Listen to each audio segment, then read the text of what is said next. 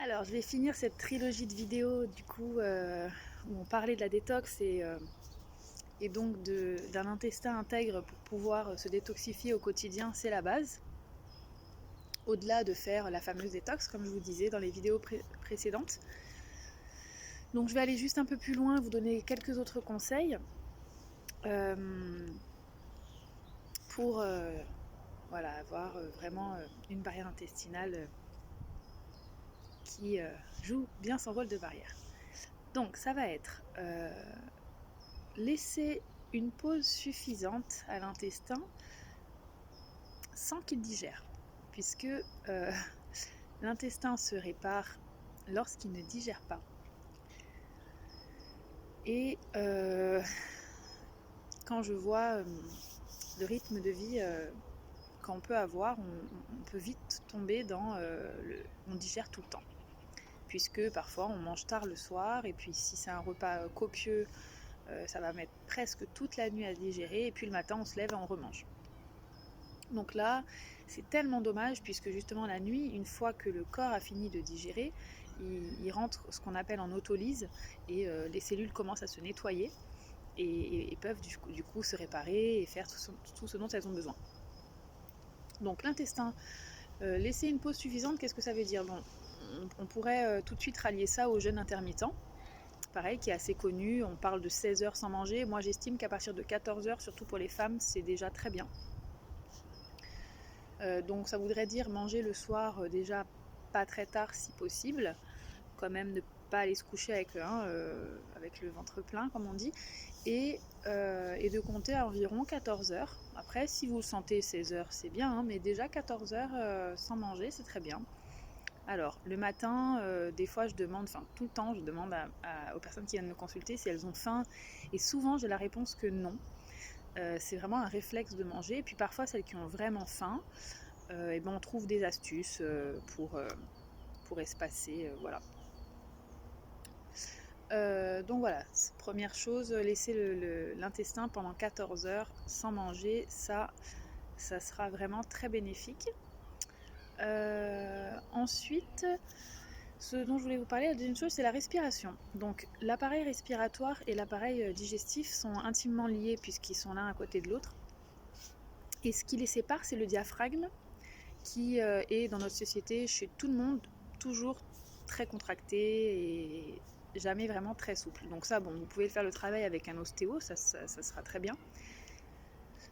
Mais au quotidien, ce qui peut être très bien, c'est la respiration. Alors je le dis en premier pour moi, parce que je remarque que on pense que c'est un dû de respirer, et on n'y pense pas, sauf que de respirer plus consciemment, d'avoir plus de conscience sur notre respiration, ça aide pour énormément de choses dans le corps, puisque c'est la base de la vie, la respiration cellulaire, comme on l'appelle. Donc, un petit tips très simple, c'est ce qu'on appelle la cohérence cardiaque, et c'est de faire 5 minutes avant de manger.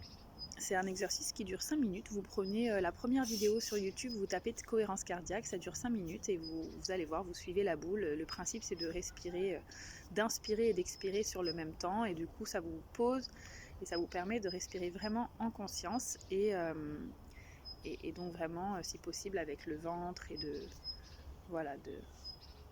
se faire du bien. Et ça pourra, de faire ça avant de manger, ça préparera la digestion, comme je vous dis, qui a besoin d'être, comme je vous l'ai dit précédemment, dans un environnement pas stressé. Et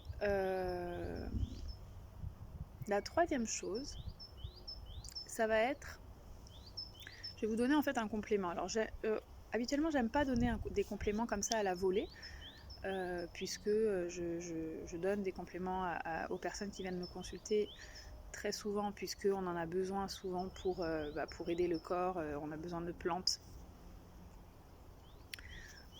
qui vont aider pour des choses spécifiques. Et chaque être est différent, et donc c'est vraiment très adapté.